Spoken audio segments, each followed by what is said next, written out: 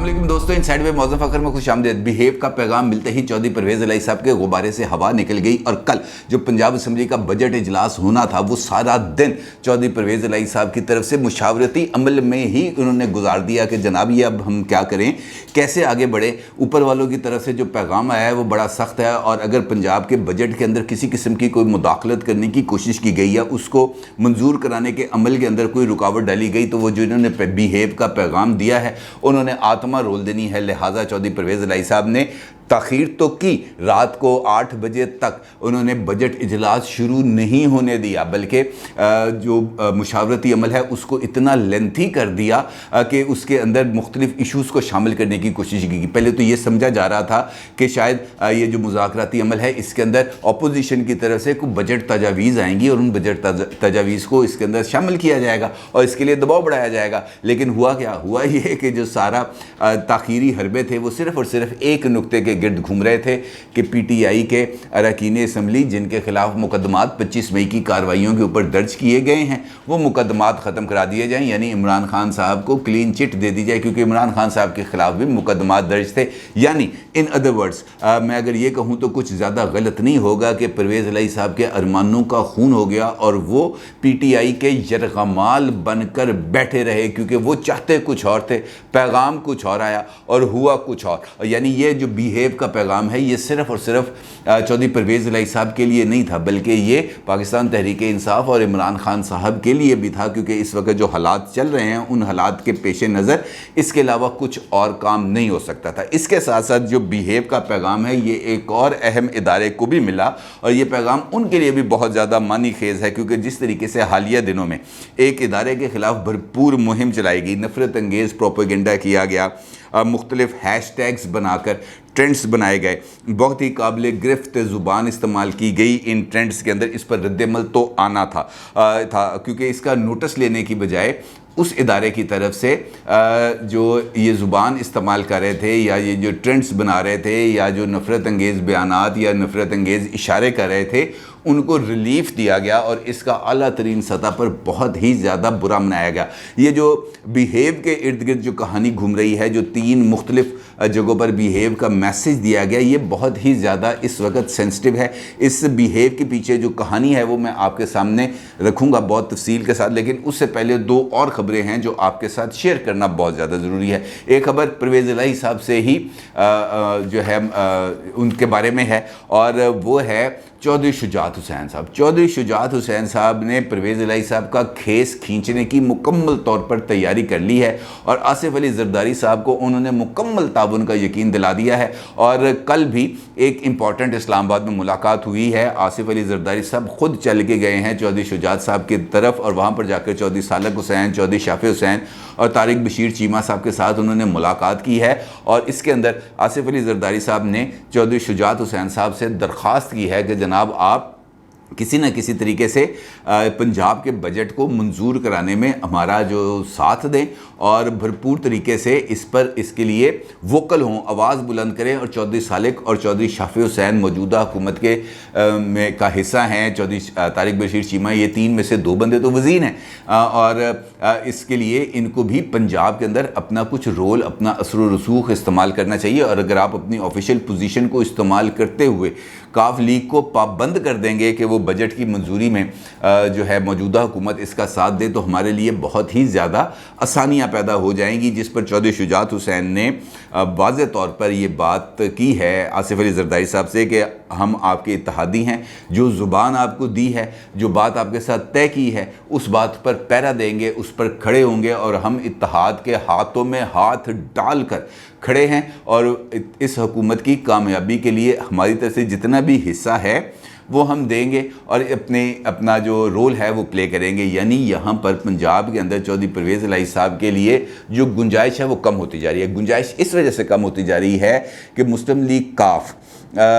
मरकज़ में हुकूमती इत्तेहाद का हिस्सा है और यहाँ पर पंजाब में हुकूमती इत्तेहाद से बाहर है। लेकिन जो यहाँ पर टेक्निकल चीज़ है वो ये है कि मुस्लिम लीग काफ के जो सरबराह हैं वो हैं चौधरी शुजात हुसैन, और चौधरी परवेज़ इलाही साहब जो हैं वो मुस्लिम लीग पंजाब के प्रेसिडेंट हैं। यानी वो तंजीमी ढांचे में तारिक बशीर चीमा साहब से भी कम ओहदे पर है, क्योंकि सदर हैं शुजात हुसैन साहब, उसके सेक्रेटरी जनरल हैं तारिक बशीर चीमा साहब, और पंजाब के सदर हैं चौधरी परवेज़ इलाही साहब। अब अगर चौधरी शुजात हुसैन साहब या तारिक बशीर चीमा साहब अपने अरकान असम्बली पंजाब को इस बात का पाबंद कर देते हैं कि जनाब आपने फाइनेंस बिल पंजाब में जो पेश हो रहा है इसकी मंजूरी के लिए आपने हुकूमत का साथ देना है और फाइनेंस बिल के हक़ में वोट देना है, अगर ये वाज़ेह तौर पर पार्लिमानी पंजाब की पार्लिमानी पार्टी को ये हदायत जारी कर दी जाए तो पार्लिमानी पार्टी पाबंद हो जाएगी वोट देने के लिए यहाँ पर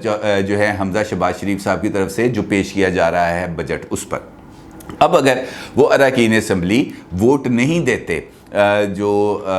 पंजाब में बजट है उसके हक़ में, तो उनका वोट अगर उसके ख़िलाफ़ देंगे तो वो वोट शुमार नहीं होगा। ये फ़ैसला आ गया है सुप्रीम कोर्ट ऑफ पाकिस्तान का, जो सदारती रेफरेंस दिया गया था। और वोट ना देने वाले या मुखालफत में वोट देने वाले डी-सीट हो जाएंगे, और इसके ऊपर इलेक्शन कमीशन का फ़ैसला आ चुका है। लिहाजा दोनों सूरतों में चौधरी परवेज़ इलाही साहब के लिए पंजाब में अब अपने आप को रीपोजिशन करना उनके लिए मुश्किल होता चला जा रहा है। दूसरी जानिब कुछ आइनी माहिरीन इस किस्म के नुक्ते भी उठा रहे हैं कि पंजाब में बजट पास कराने के लिए वो जो 186 का फिगर है वहाँ तक पहुँचना बहुत ज़्यादा ज़रूरी है, क्योंकि अगर वहाँ तक नहीं पहुँचेंगे तो बजट मंजूर नहीं होगा। जबकि यहाँ पर पंजाब में जो हमजा शहबाज शरीफ साहब हैं उनको मौजूदा तादाद में, चूँकि 25 लोग तो हो गए ना डी-सीट, तो वो कमी का उनके वोटों में भी कमी आई है, और वो तकरीबन कोई 172 के करीब अब उनका नंबर बनता है।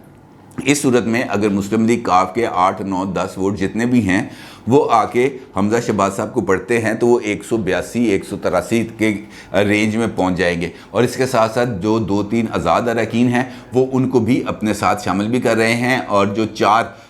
मुस्लिम लीग नून के मुनहरफ अरकान हैं उनके साथ भी राब्ते जारी हैं कि वो भी वापस आ जाए मुस्लिम लीग नून में। उनको कुछ नहीं कहा जाएगा, बल्कि उनको इस बात की भी एश्योरिटी दी जाएगी कि जनाब आपको अगले इलेक्शन में टिकट दी जाएगी, यानी वो अपना 186 का नंबर किसी न किसी तरीके से पूरा कर लेंगे। लेकिन यहाँ पर बुनियादी रोल आ जाएगा अब मुस्लिम लीग काफ का, कि मुस्लिम लीग काफ अपनी सियासत को किस तरफ आगे लेके जाती है और किस तरह आगे लेके जाती है, ख़ास तौर पर पंजाब में। और चौधरी शुजात हुसैन साहब और तारिक बशीर चीमा साहब की तरफ से अगर ये वाज़ेह तौर पर ऐलान सामने आ जाता है तो फिर यकीनी तौर पर मुस्लिम लीग काफ एक जानिब तो 2 हिस्सों में तकसीम हो जाएगी, दूसरी जानिब हुसैन इलाही साहब और मोनस इलाही साहब वाज़ेह तौर पर इस बात के इशारे दे चुके हैं कि उनका मुस्तकबिल की जो सियासत है वो पाकिस्तान तहरीके इंसाफ के साथ है, और ऐसी सूरत हाल में वो पाकिस्तान तहरीके इंसाफ का हिस्सा भी बन सकते हैं, यानी वो काफ लीग छोड़ देंगे और पीटीआई में शामिल हो जाएंगे। और उनके जाने का नतीजा ये निकलेगा कि चौधरी परवेज़ इलाही साहब भी काफ लीग को खैराबाद कह देंगे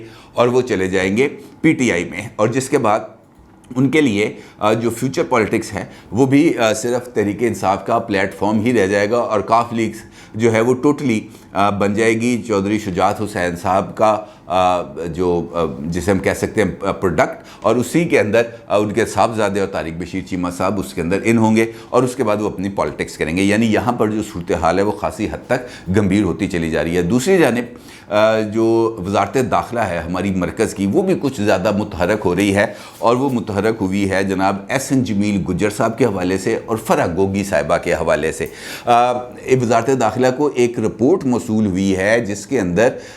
ये बताया गया है कि ये जो दोनों मियाँ बीवी हैं, यानी एहसन जमील साहब और फ़राह साहिबा, ये दोनों प्राइम मिनिस्टर हाउस में और बनी गाला में इस तरह आते जाते थे जैसे ये उनके कोई विरासती प्रॉपर्टी है जहाँ पे उनकी कोई रोक टोक नहीं होती थी। ये जो दरवाजे हैं पार्लियामेंट के, वो सॉरी प्राइम मिनिस्टर हाउस के अंदर जाने के, बाहर निकलने के, वहाँ पे आपको पता है सिक्योरिटी बहुत ज़्यादा टाइट होती है। बाहर एक रजिस्टर रखा होता है जिसके अंदर पता होता है कि जनाब फ़लाँ बंदे ने अंदर जाना है, फ़लाँ बंदे ने फ़लाँ बंदे से मुलाकात करनी है, इतने बजे गया, इतने बजे आया। एंट्री एग्जिट का मुकम्मल तौर पर रिकॉर्ड रखा जाता है, शिनाख्ती कार्ड नंबर नोट किए जाते हैं, गाड़ी के नंबर नोट किए जाते हैं ताकि ये रिकॉर्ड मेंटेन रहे। लेकिन प्राइम मिनिस्टर की, उस वक्त के प्राइम मिनिस्टर यानी इमरान खान साहब की खुसूसी हदायत पर, खुसूसी ऑर्डर्स पर इन दोनों शख्सियात के प्राइम मिनिस्टर हाउस में आने जाने का किसी किस्म का कोई रिकॉर्ड मेंटेन ही नहीं किया गया, बल्कि इनको फैमिली का फ्रेंड या फैमिली का हिस्सा डिक्लेयर किया गया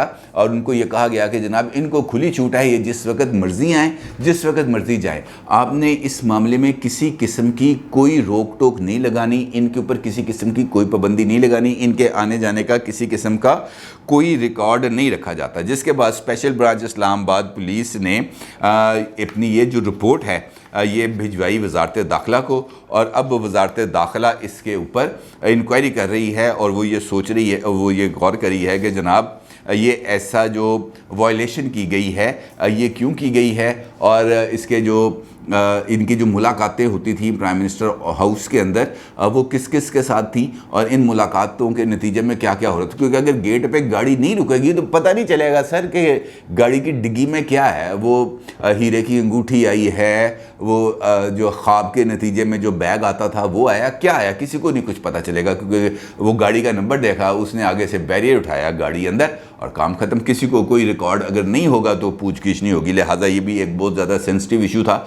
अब इसके ऊपर भी तहकीकात का आगाज़ हो गया है और फ़रा साहिबा और एहसन जमील गुजर साहिब के गिर्द जो घेरा है वो ख़ासी हद तक अब तंग किया जा रहा है। इसी तरह जो हालात ख़राब होते चले जा रहे थे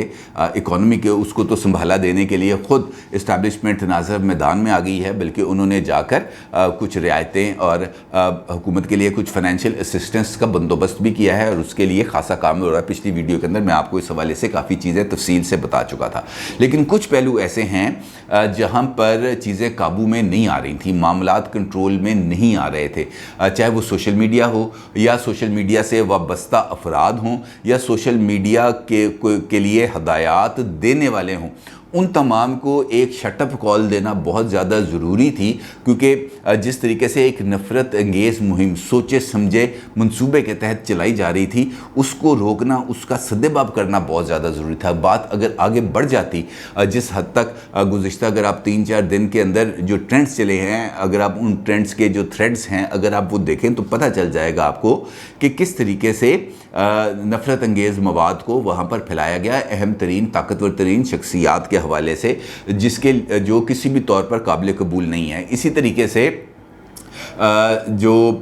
पंजाब की पॉलिटिक्स है वहाँ पर भी कोई जो बजट है, आपको पता है कि अगर बजट मंजूर नहीं होगा तो ना तनख्वाहें मिलेंगी, ना पेंशन मिलेगी, ना कोई और दीगर मामलात आगे चलेंगे, ना सरकारी महकमों के बिजली के बिल पे होंगे, ना पानी के बिल पे होंगे, ना गैस के बिल होंगे। पूरे का पूरा निज़ाम जो है वो चौक होके रह जाएगा। प्लानिंग ये थी कि पंजाब को इस हद तक जिपटाइज कर दिया जाए, इस हद तक इसको जकड़ दिया जाए कि हमजा शहबाज साहब खुद घुटनों के बल आने पर मजबूर हो जाएं, खुद इस बात पर मजबूर हो जाएं कि वो असम्बली को डिसॉल्व करने की एडवाइस दे दें या कम से कम खुद अपने ओहदे से इस्तीफ़ा दे दें। इस किस्म की कोई सिचुएशन डेवलप हो, और उसके लिए बाज़ाब्ता तौर पर 2-3 दिन से मुकम्मल तौर पर प्लानिंग जारी थी, साजिश जारी थी। मैंने आपके साथ एक वीडियो के अंदर इसका भी एक तफसील से जिक्र किया था कि चौधरी परवेज़ इलाही साहब पंजाब के अंदर कौन सा खेल खेले जा रहे हैं, लेकिन हुआ इसके बरक्स। क्योंकि सबको पता है, वो तमाम लोग जो मामलात को समझते हैं, उन्हें पता था कि सूरत हाल ख़राब हो जाएगी, लिहाजा उनकी इन्वॉल्वमेंट किसी न किसी लेवल पर